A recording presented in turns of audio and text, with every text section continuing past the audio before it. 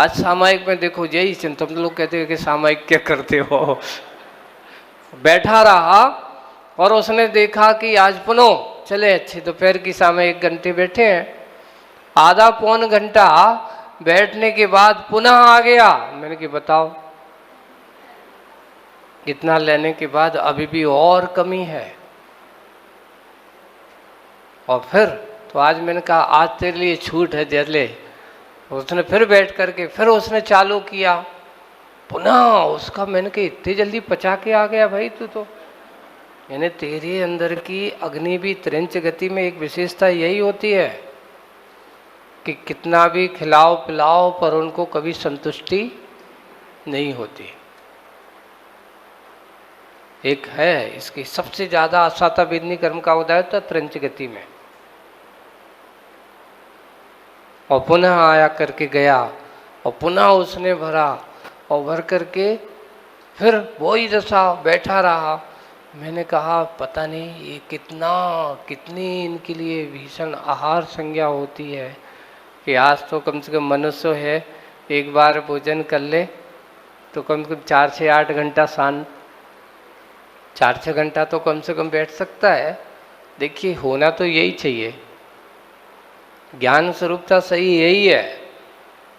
मात्र विषय भोगों में आसक्ति रूप रचते पचे रहना ये हमारी ज्ञान स्वरूपता नहीं है। इसलिए संसार की इस राग और विषयों के इस वातावरण में जितना जितना इनको पोषण करोगे उतना उतना और तुम्हारा क्या होगा, शोषण ही होता है। आप इनका पोषण करो ये आपका शोषण करेंगे, इंद्रियों की एक विशेषता है। और ये हुआ कि उन्होंने ऐसा किया और कह करके जब ऐसी दशा हुई जैसे अपन अजितनाथ भगवान का कल अपन ने उन्होंने भी देख किया कि संसार की इस राग रंग में कोई सारभूत नहीं है। और जाकर के मुनि दीक्षा लेकर के पूरे के पूरे मुनि राजों के साथ अच्छे से ध्यान आदि करते हुए पूरा 12 वर्ष तक विहार किया। कितने वर्ष तक? छद्मस्त काल उनका 12 वर्ष का था। और 12 वर्ष के छद्मस्त काल के बाद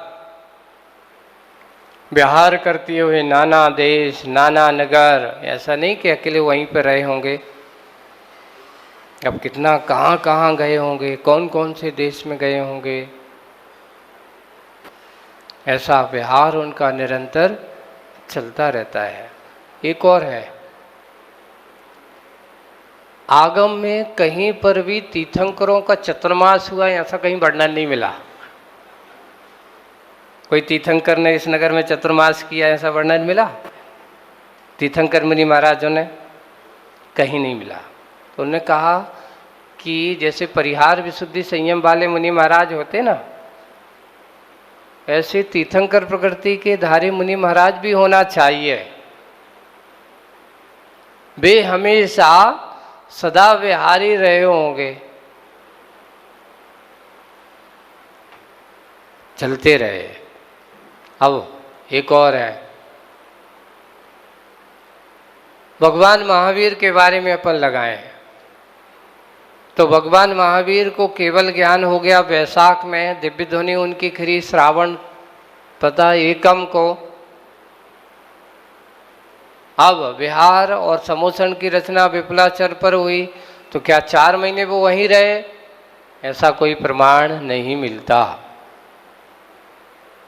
यानी उनके लिए चतुर्मास होगा ऐसा कोई जरूरी नहीं है। उनका विहार, अरे केवली भगवान जब विहार करते हैं तो उस समय उनके विहार में किसी जीवों का घात होता ही नहीं है। इसलिए उनके लिए चतुर्मास करने की कोई ज़रूरत नहीं है। वो जमीन पर पग रखते ही नहीं है। 4 अंगुल अपने चलते हुए कैसे आकाश में उनके पैर चलते हैं महाराज, धन्य है ऐसे महाराज। तो बात ये हुई।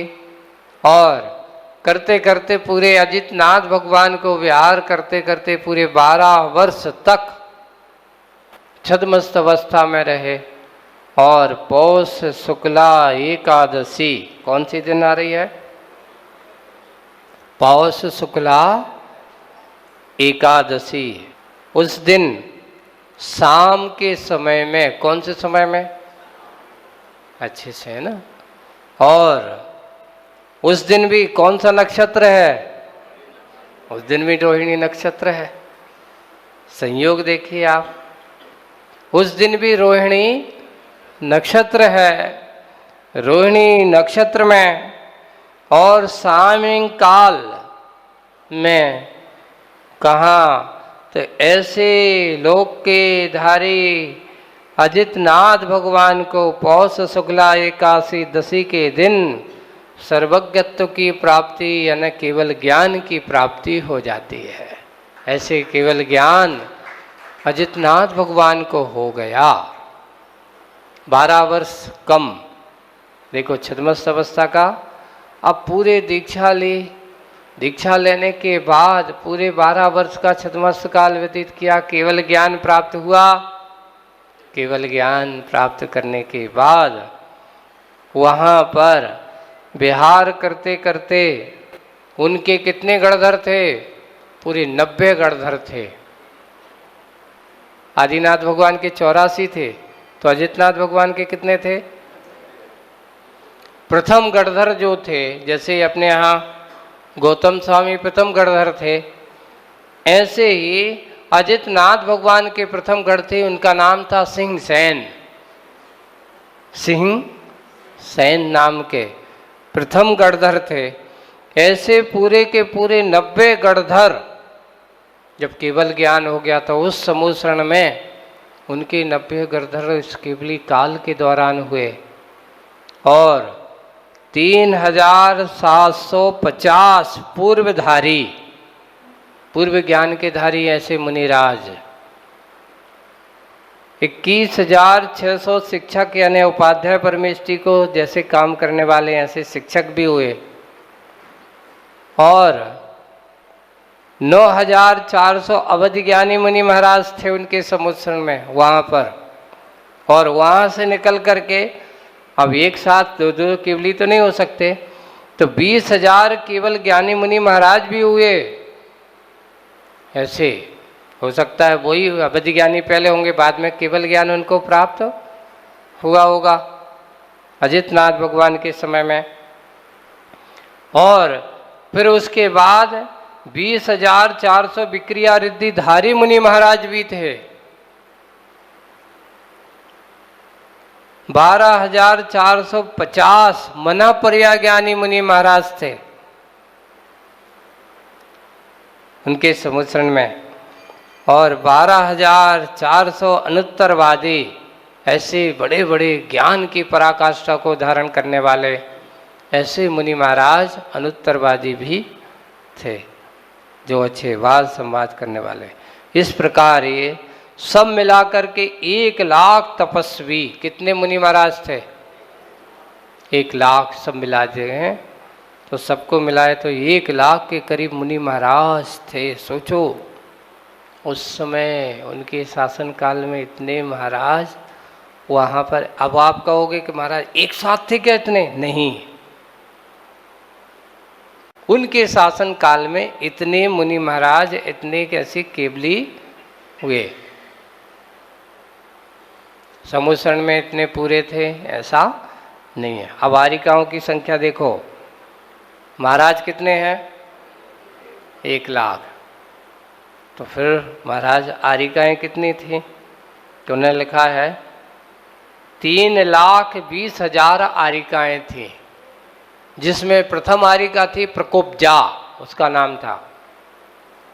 प्रथम आरिका का नाम क्या है? प्रकोपजा नाम की आरिका थी। और 3,20,000 आरिकाएँ, सोचो कितनी गुनी। महाराज 1 लाख है तो उनसे 3 गुने ने 3.25 गुने कह देना चाहिए, पूरी के पूरी इतनी आरिकाएँ हैं। और आरिकाओं में ऐसे ही अब वहाँ श्रावकों की संख्या भी दी है, तो 3 लाख श्रावक हैं, 5 लाख श्राविकाएं हैं। श्रावकों से ज़्यादा हमेशा श्राविकाएं ही हैं। और इस प्रकार और इनके साथ साथ असंख्यात देव देवियाएं भी उनके चरणों की पूजन आराधना करने वाले हैं। ऐसे अजितनाथ भगवान इस धरती पर हुए और अजितनाथ भगवान का पूरा ऐसी 12 सभाएं भरी पड़ी हैं ज्ञान की स्वरूपता को देखते हुए। ऐसे समूषण रूपी लक्ष्मी जिनको प्राप्त हुई। 2 प्रकार की लक्ष्मी होती हैं, एक बाह्य लक्ष्मी और एक अंतरंग लक्ष्मी है। बाह्य लक्ष्मी तो सबके पास हो ही जाती है, आप लोगों के पास है ही, लेकिन भगवानों के पास कौन सी लक्ष्मी होती है? बहिरंग लक्ष्मी तो नहीं होती, लेकिन अंतरंग चतुष्टय रूप, अनंत चतुष्टय रूप ज्ञान रूपी लक्ष्मी, समूषण रूपी वैभव उनके पास होता है। वहां पर भी उन्होंने कहा कि भगवान के पास अंतरंग लक्ष्मी क्या है, तो बोले अनंत चतुष्टय। बहिरंग लक्ष्मी क्या है? बोले समूषण का इतना बड़ा वैभव दिखाया जा रहा है। एक और है, हमने शायद पूर्व में भी कहा था कि एक व्यक्ति जिसके पास अच्छी करोड़ों अरबों की संपत्ति हो, अब वो कहे कि मैं तो 2 प्राणी हूँ, अकेले एक छोटी सी झोपड़ी बनाओ, अकेले कहीं भी रह सकता हूँ, है ना? लेकिन नहीं, वो अगर रहता है तो कहते आलीशान भवन, 2, 5, 10, 20 एकड़ के एरिया, अच्छा फार्म हाउस, बढ़िया बंगला हो, वहाँ पर रहा है। तो महाराज इतना सब बढ़ाने की क्या ज़रूरत है? तो देखो भाई, पुण्य कर्म का उदय जब होता है तो अंतरंग और बहिरंग दोनों तरफ से दिखाई देता है। मात ये मत सोचो कि बाहर मात्र से ही होना चाहिए, नहीं। अगर आपके अंतरंग में पुण्य की सत्ता है तो बहिरंग में उस पुण्य का प्रभाव दिखाई देगा ही। अगर पुण्य का अंतरंग में उदय नहीं है तो बहिरंग में तुम कितना भी दिखाने की कोशिश करो, वो आपका कभी हो नहीं सकता। ये बात है। जैसे कि एक दूसरी तरफ से और सोचें कि कभी कभार पुण्य कर्म का स्थायी उदय नहीं होता, 2-5 साल के लिए मिला, उसके बाद फिर कहते हैं नहीं अब चलो खाली करो। जैसे मान लो आज के समय में राजनेता है, मान लो प्रधानमंत्री बन गया, राष्ट्रपति मिल गए, तो राष्ट्रपति भवन में कब तक रहेगा? भाई जब तक तू पद पर है तब तक तेरा भवन है, और जिस दिन तुम इस पद से गया, उस पद से उसके बाद फिर जो दूसरा आएगा उसका है, तेरा नहीं है। तो वो सोचता है कि बताओ 5 साल तो आलीशान वैभव में रहा, और अब उसके बाद फिर क्या हो गया? उसके बाद ये हो गया कि अब आप सरकार की ओर से कोई एक छोटा सा बंगला या छोटा सा मकान मिल जाएगा, आराम से रहो, जिंदगी काटो, जीने के लिए सुबह सिक्योरिटी व्यवस्था हो जाएगी, भोजन पान की व्यवस्था हो जाएगी। अब तुम्हारे पास आदेश और आज्ञा देने का कोई पावर नहीं है। ये कहलाता है पुण्य का क्षेत्र, तात्कालिक पुण्य कर्म का उदय व्यक्ति का होता है तो उसमें उसका फल भी तात्कालिक ही मिलता है। तुम कहो कि उसके बाद भी उस पुण्य का फल मिले, ऐसा कोई जरूरी नहीं है। एक और, हमारा पुण्य हमारे ही काम आता है, दूसरे के काम नहीं आता। ये बात सही है, बिल्कुल सही है। जैसे कि आपको भरत चक्रवर्ती के पास चक्रवर्ती का वैभव था, लेकिन अर्क कृति को उस चक्रवर्ती का वैभव का सुख नहीं मिला, न मिलने वाला है। वो राजा ही था, चक्रवर्ती नहीं था। ऐसा वह है महान पुण्यशाली जीव। इसलिए कहा कभी भी अपना एक लोगों को ये सिद्धांत रहना चाहिए कि लोगों से चिंतन करना चाहिए कि अगर वर्तमान में पुण्य कर्म का उदय है तो उनसे ये कहते हैं कि जब तक उदय है उसका सदुपयोग कर ले, कल का कोई भरोसा नहीं है, ये रहेगा कि नहीं रहेगा। कर्म का उदय कब कहाँ किसका कौन से किस रूप में हो जाए। पर क्या होता है, आदमी कहाँ सोचता है अरे भैया कल क्या हो, कोई भरोसा, कहता तो जानता तो है। इसलिए एक काम करो,